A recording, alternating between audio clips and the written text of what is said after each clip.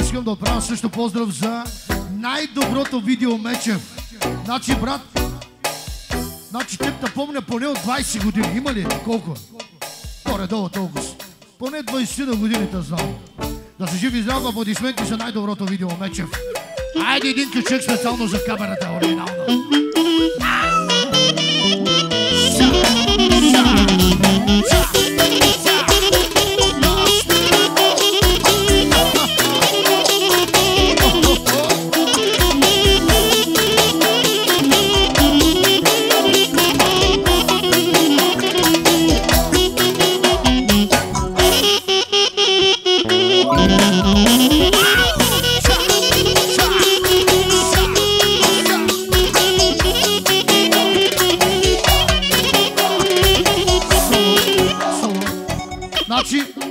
Тук директорика да ги питам, Кючека Виена, знаете ли го? Знаете ли го? Ей, сега го правя за тебе оригинално. Готов ли си, баба?